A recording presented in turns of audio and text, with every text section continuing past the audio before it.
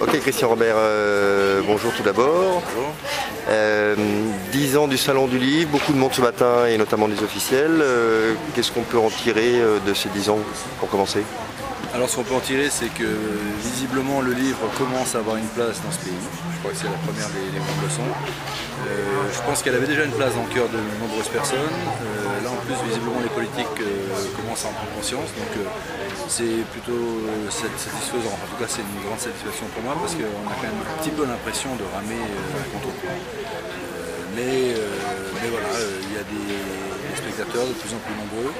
Et ce matin, il y a eu des politiques, donc je suis assez content sur la forme plus importante.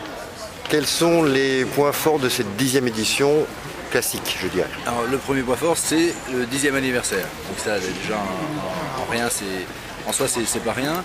On fait du reste revenir à l'âne d'œuf, l'âne des guerriers qui était notre premier invité, donc il y a 10 ans.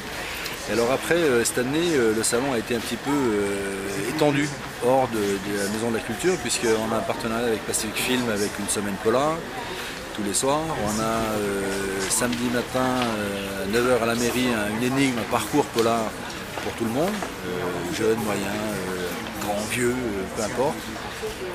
On a un partenariat avec l'ICEP, et ils vont faire des interviews des auteurs invités mais sous forme d'interrogatoire qu'on mettra sur internet après, ça c'est plutôt rigolo. Et après si on a un truc que j'aime bien qui s'appelle The Blunch, qui est l'opportunité pour les gens de venir déjeuner ici. Il y a l'association qui s'occupe du snack, du Grand Théâtre, et donc les gens peuvent venir ici, il y a des contes qui sont dits, il y a une bonne ambiance, on est plutôt bien sous le bannière, donc c'est un petit plus. Qu'est-ce qu'on peut souhaiter déjà? Est-ce que tu peux nous parler de l'édition, la 11e, et qu'est-ce qu'on peut souhaiter pour le Salon du Livre dans les 10 ans à venir? Alors la 11e, difficile d'en parler aujourd'hui, j'ai des petites idées, mais bon c'est quand même une décision collégiale, c'est l'association des éditeurs qui décidera.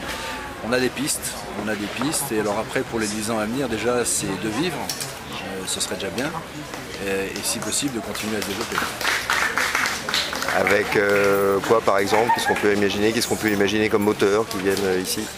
Ah bah, tout est ouvert. Hein. Là aujourd'hui, grâce au travail qu'on a fait depuis quand même pas mal de temps, les auteurs ils ont bien envie de venir ici.